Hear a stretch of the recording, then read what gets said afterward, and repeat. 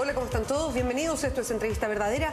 Hacemos el programa en vivo y en directo aquí en la red. Esta noche vamos a conversar con el subsecretario del Trabajo, Francisco Díaz. ¿Cómo está, subsecretario? Gracias por venir. Hola, buenas noches.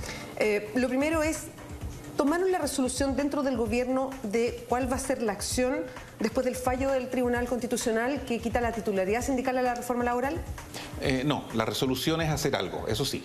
El proyecto tal cual quedaría después de estos tijeretazos que le pega el Tribunal Constitucional, a nuestro juicio queda no solo incoherente, hay artículos que se pierden, sino que además queda un proyecto completamente desbalanceado. Por tanto, la decisión de hacer algo dentro del marco institucional y legal, evidentemente, está tomada, lo dijo la presidenta, y prontamente esperamos anunciar cuál va a ser esa vía institucional que vamos a seguir para remediar esto, que es evidentemente una derrota para nosotros, no lo escondemos. Ahora, sin eufemismos, esto atacó el corazón, siguiendo como una frase que hemos escuchado, ¿se atacó el corazón de la reforma? Lo que pasa es que esta reforma tenía varios puntos importantes, 6 o 7 puntos realmente relevantes: la titularidad sindical, extensión de beneficios, huelga sin reemplazo, etcétera, etcétera. Evidentemente que acá es uno de estos puntos.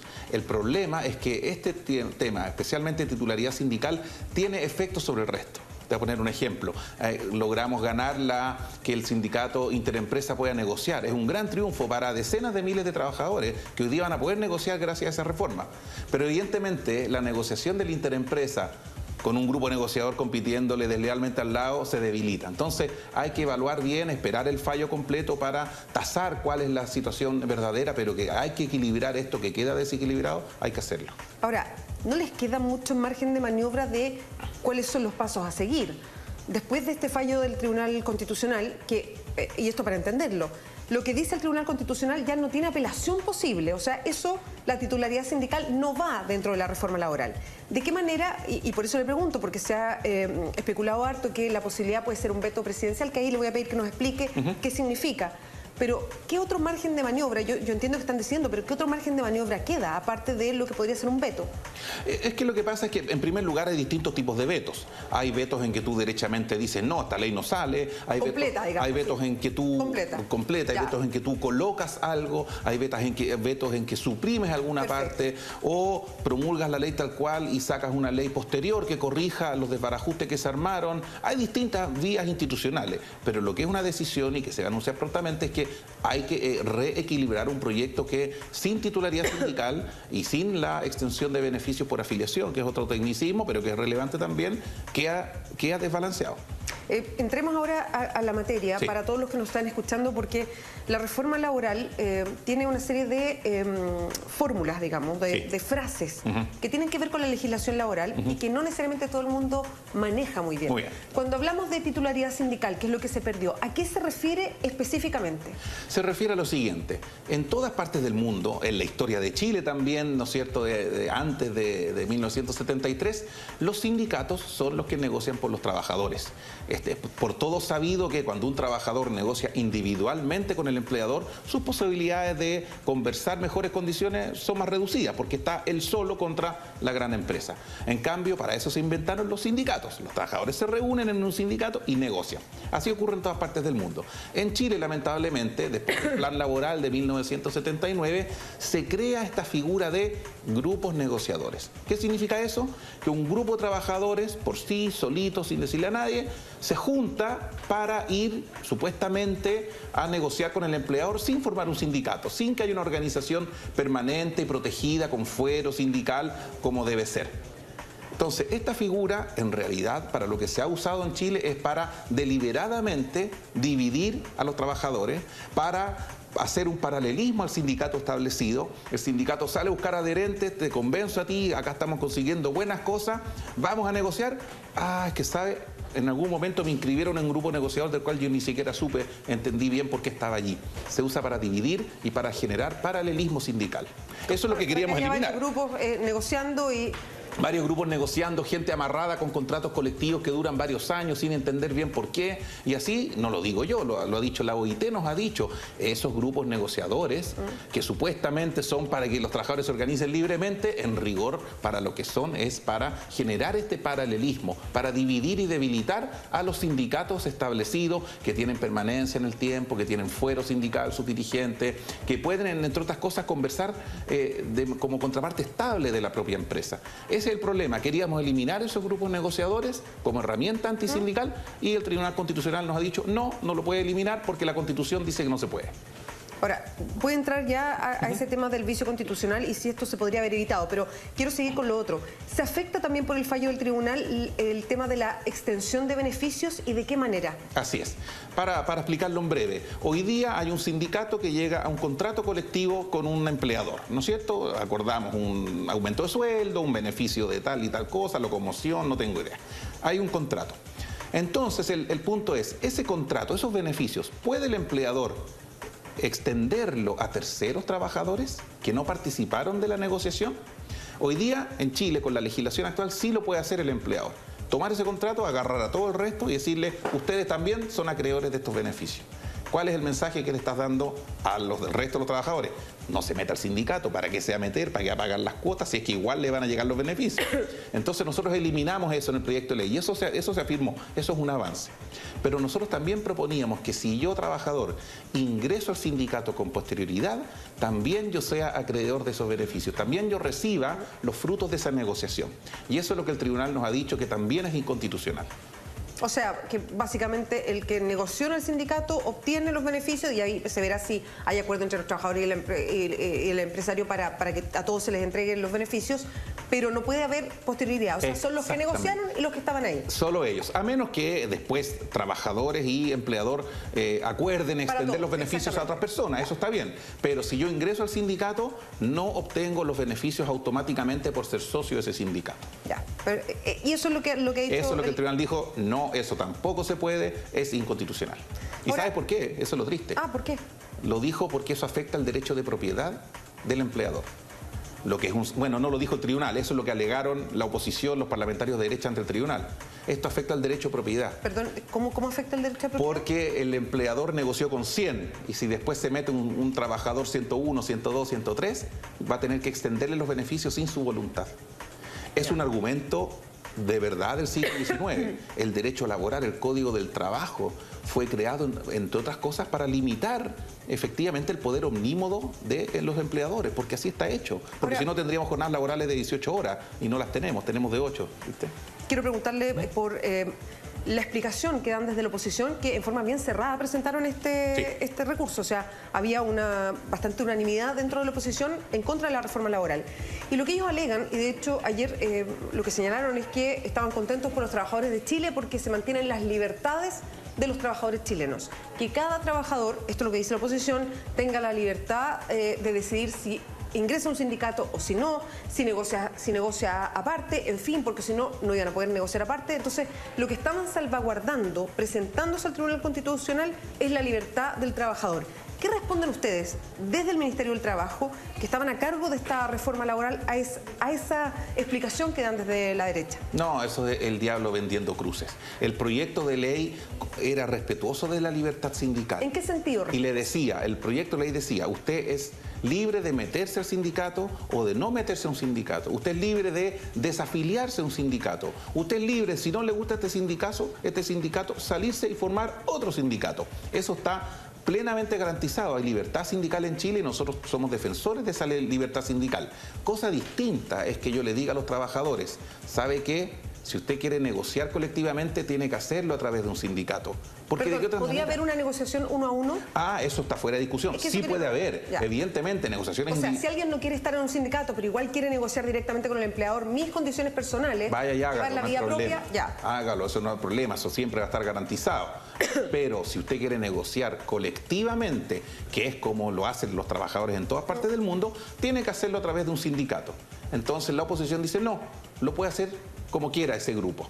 ¿Por qué? Porque saben de que esa es la manera de que el empleador pueda crear un grupo deliberadamente hacer una lista de personas, establecer unas condiciones y dejarlos amarrados a un contrato colectivo durante 3 o 4 años. ¿Es masivo hoy día en Chile que, habiendo sindicatos, se creen los grupos negociadores? No, no es masivo. O sea, el argumento de que de esta manera tenemos más posibilidad de negociar colectivamente no es tal. La verdad es que no es algo masivo. Alrededor de un 10, un poco más % de trabajadores están en estos, perdón, de los trabajadores que negocian, lo hacen por la vía de estos grupos negociadores. Pero aún así, el efecto y la posibilidad de que exista esa figura es lo que termina debilitando, porque tu sindicato siempre estás pensando de que en cualquier momento por el lado pasa un grupo negociador que obtuvo mejores beneficios que tú, pero no es porque lo obtuvo, sino que porque el empleador se los dio.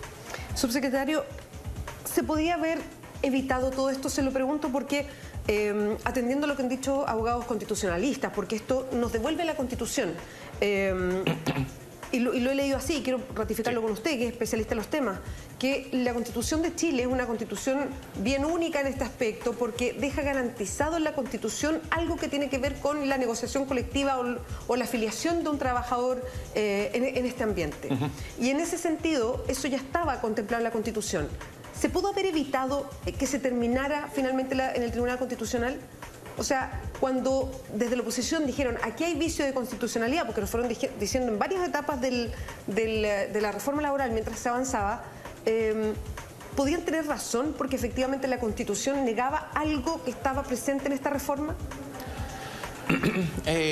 Mira, es una buena pregunta, porque en estos momentos en que uno sufre una derrota de esta naturaleza se la plantea. Pude haber hecho algo, pude haber tomado una decisión legislativa distinta, es verdad. Pero por otro lado... ¿Pero ustedes sabían que estaban en una cornisa ahí? No, es que... En el momento de hacer la legislación, a propósito de cómo es la Constitución, más allá si a uno le gusta o no, digamos. Sí. Es que sabíamos de que existen personas en Chile que interpretan la Constitución de esta manera. Nosotros creíamos que no, que la verdad es que la Constitución entregaba un marco de juego bastante más pluralista, en que tú puedes discrepar de la ley, pero no por eso va a ser inconstitucional. Pero acá había al final un tema de visión y de principios. O sea, ¿cómo íbamos a morigerar un aspecto tan básico? Si estamos hablando de lo más básico, los básicos de que los trabajadores negocien en un sindicato. La verdad es que da un poco de vergüenza. Y estuve con unas personas extranjeras hoy día y explicarle esta situación. Oye, no, ¿cómo? Y les negaron que negocien en sindicatos los trabajadores. Francamente, había un tema de principios que era muy difícil de atenuar. Muy difícil de atenuar. Y bueno, primó una visión ideologizada de una Constitución que lamentablemente termina no garantizando el pluralismo para que las fuerzas políticas en democracia se expresen. Vamos a hacer un alto. Primero vamos a revisar una encuesta que tenemos en Twitter respecto a este mismo tema. Si la podemos ver, ahí está, en @entrevista_la_red. Dice encuesta: ¿estás a favor o en contra del fallo del TC contra la reforma laboral? Es bien sencillo. A favor, retweet; en contra, me gusta. Yo iba a decir MG y quedé como, me gusta, me gusta. A favor, entonces, se retuitea, y si está en contra, se coloca me gusta, como para tener después algún resultado de los que nos están escuchando. Vamos a seguir conversando con el subsecretario del Trabajo, Francisco Díaz, después de la pausa comercial. Sigues en Entrevista Verdadera, y lo que tenemos puesto en la imagen es una encuesta que estamos haciendo a través del Twitter del programa, @entrevista_la_red. Dice encuesta: ¿estás a favor o en contra del fallo del TC contra la reforma laboral? A favor, retweet, van 15 retweet; en contra, me gusta, van 45 me gusta, de los que están contestando la encuesta en estos momentos. Nosotros seguimos conversando con el subsecretario del Trabajo, Francisco Díaz. Subsecretario, quiero insistir en el tema porque hay algo de fondo. Insisto, más allá, y por algo el discurso, digamos, de los ministros, de la misma presidenta, apuntando a una nueva Constitución, entendiendo que esta Constitución tiene ciertos aspectos que son muy extraños, por decirlo menos. Y en cuanto al tema laboral, si había una idea de que se iba a acudir al Tribunal Constitucional, y el Tribunal Constitucional hoy día está jugando un rol importante a la hora de evacuar leyes, ya lo saben ustedes desde el gobierno, ¿no tendría que verse, y se lo pregunto pues no sea, redactado de otra manera? Tomar eso encima y ver bien cómo se iba a formular lo que se estaba tratando de hacer para equilibrar la cancha de la negociación colectiva, y así no terminar en esto que es afectándose tan fuertemente a la reforma. A ver, tú tienes razón. Cuando uno está legislando en el gobierno, tiene que tomar en cuenta la realidad. muchas Perdón, veces. ¿se los advirtieron antes, abogados constitucionalistas? sí. Que, oye, ojo con esto porque... No, la verdad es que todos los abogados constitucionalistas que con los cuales nos asesoramos nos dijeron, acá evidentemente se puede ganar esta situación. En una visión extrema ideológica podrías perderlo, pero acá hay argumentos de sobra para ganarlo, porque nuevamente, insisto, es algo bastante evidente, y porque además hay un punto, la letra de la Constitución efectivamente pudiera llevarte a la decisión que tomó el Tribunal Constitucional, pero los tratados internacionales son parte de la Constitución, y en los tratados esta cuestión está clara, titularidad sindical y libertad sindical es un principio rector del derecho laboral en todas partes del mundo. Pero mi punto iba hacia que tú efectivamente analizas la Constitución, analizas la correlación de fuerzas, y un gobierno voluntarista no sirve de mucho, lo que hay que hacer es gobernar con la fuerza que tienes. Pero llega un momento en que la cuestión es bastante binaria. ¿Eliminas o no los grupos negociadores? Ese es el punto de fondo, o sea, porque no lo puede eliminar a medias, no puede inventar una fórmula, no. ¿Se eliminan o no se eliminan algo que solo ha servido de mala práctica antisindical? Y llegado a ese punto había que optar, y nuestro principio y además programa de gobierno decía que había que eliminarlos porque atentaba y debilitaba a los sindicatos. Ahora, subsecretario, cuando usted, y en una de las respuestas que nos entregó al principio decía, estamos mirando, y la presidenta lo decía hoy día, todas las fórmulas para seguir, para mantener el espíritu que tiene esta reforma. Entendiendo, insisto, que el tribunal no es apelable, o sea, el tribunal dijo titularidad sindical no. ¿De qué manera se puede reformular, reescribir, darse a entender de otra manera para mantener la idea central de la reforma, que es fortalecer la negociación colectiva? Es que, a ver, hay que tomar decisiones, no las voy a pronunciar ahora evidentemente, pero hay que tomar decisiones en un doble sentido. Primer sentido es para ver cómo esto se puede corregir y además llenar los vacíos que van a quedar en el articulado. Sí, porque está entrelazado todo, sí, o sea, y además es una trenza. Lo que hace el Tribunal Constitucional es que te saca los artículos, entonces vas en el artículo 303 y te saltas al 305, por decirte algo, y en el 304 queda vacío. Entonces hay inconsistencias y coherencias que te pueden quedar desde el punto de vista legislativo. Entonces hay que buscar una manera de corregir aquellas incoherencias. Pero por otro lado, y esto es lo relevante, es que al salir titularidad sindical, el proyecto se desbalancea. Es decir, titularidad sindical era una herramienta de fortalecimiento sindical. Eso es evidente. Pues bien, hay otras disposiciones en la reforma que establecían ciertos contrapesos. Al salir una, tienes que rebalancear. Te voy a poner un ejemplo. Habían unas normas de hacer los quórum más estrictos. Dado que los sindicatos tienen la titularidad plena, pues bien, seamos estrictos también con ellos, vamos a exigirles un quórum para negociar. Bueno, esos quórum, ahora que hay grupos negociadores, la verdad es que no se justifican, por poner un ejemplo. Y así, una serie de contrapesos que tenía este sistema equilibrado que habíamos diseñado, hoy día queda cojo, hay que entonces reequilibrar el proyecto de ley. Perfecto. Y eso se puede hacer a través de un veto. Digamos, yo sé que usted todavía no puede anunciar la decisión, pero... Sí, se puede hacer a través de un veto, sí. Y de hecho es la manera más natural que se hace generalmente, sí. Ahora, ¿cómo funciona el veto presidencial? ¿Qué pasa cuando hay un veto? ¿Y qué pasa después con la pega parlamentaria? Bueno, el veto básicamente lo que ocurre es que llega un proyecto de ley, este o cualquier otro, llega el proyecto de ley, el Congreso aprueba un proyecto, se lo comunica al presidente de la República o presidenta de la República. Y la presidenta entonces decide si lo veta o no lo veta. Supongamos que lo veta y dice quiero agregar tal cosa. Ese veto vuelve al Congreso y la Cámara de Diputados primero y después el Senado tienen que aprobar el veto, o aprobar o rechazar el veto de la presidenta. Perdón, ¿se negocia o es solo aprobación o rechazo? Exactamente, no hay posibilidad de meter indicaciones, o sea, no es un nuevo procedimiento legislativo, se va acotado a lo que la presidenta, en este caso en el veto, haya propuesto. Perfecto. ¿Cómo se manejan los plazos, subsecretario? Los plazos, bueno, hay un plazo que está determinado porque el tribunal tiene que redactar su fallo, que vence ese plazo el 9 de mayo. ¿Ya? ¿Lo esperan ustedes para el 9 o en cualquier momento antes? No sabemos. Plazo máximo 9 de mayo. Exactamente, no sabemos. El gobierno tiene hasta el día 8 de mayo para presentar veto si es que fuera veto, o tiene más tiempo si es que va a ser otra de las iniciativas que puedan existir. Pero entonces podría pasar que, o sea, si presenta un veto tiene hasta el 8 de mayo, pero puede que no conozca en su totalidad el fallo si es que se entrega el 9 de mayo? Podría ocurrir. Me imagino que es una complicación extra, ¿no? Sí, evidentemente, o sea, un poco más difícil. Te lo sí, pregunto porque ocurrir, sí. lo que hoy día entendemos es lo que rechazó, pero yo he escuchado reiteradamente a la ministra del Trabajo, en fin, que lo ideal es conocer el fallo, cuando el fallo esté, lo ideal es manejarse con lo que se va a hacer. Sí, tú lo dijiste, dependiendo de la redacción del fallo, puede que hayan distintos caminos a seguir, es verdad eso, pero por este juego de plazos que tocó como tocó, además justo hay unos días domingos entre medio, podría ocurrir este sinsentido de que el fallo saliera incluso después de lo que es el plazo para un veto, pero no me quiero adelantar, de verdad, porque los anuncios lo tienen que hacer cuando se hagan los análisis respectivos, pero esa situación hipotética podría ocurrir efectivamente. ¿Con quién está trabajando, se está trabajando en La Moneda para ir mirando efectivamente la propuesta que se va a hacer o el camino a seguir a propósito del fallo del tribunal?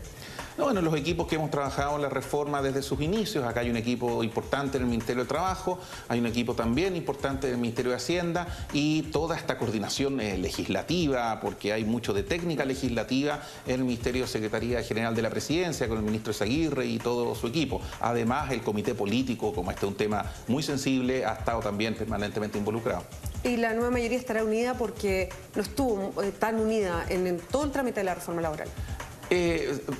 Primero, yo sí estuve unida, hubo debates sobre algunos puntos trascendentales, pero de los 120 artículos, fíjate, hubo como 110 que salieron razonablemente unidos, hubo otros algunos que hubo discusión, pero donde no hubo discusión es en titularidad sindical. O sea, titularidad sindical, porque insisto, es difícil oponerse, no hubo discusión en ningún parlamentario de la nueva mayoría, todos votaron a favor en todas las instancias que eso se discutió. Subsecretario, antes que terminemos, que nos quedan poquitos minutos, le quería preguntar por el desempleo.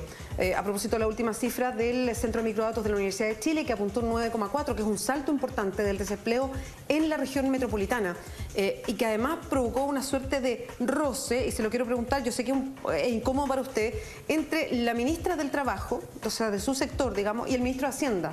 La ministra del Trabajo le dio una interpretación señalando que esto podía deberse también a los ajustes del gobierno. El ministro de Hacienda le dijo, no tiene que ver con los ajustes del gobierno. ¿Hay un roce, una mirada distinta de la realidad? Yo creo que no hay peor idea para un subsecretario que comenzar a comentar los dichos de otros ministros. Así que lo concreto es que hubo un alza, según lo mide la Universidad de Chile en Santiago. Ahora, generalmente la Universidad de Chile mide algo más alto el desempleo en el mes de marzo.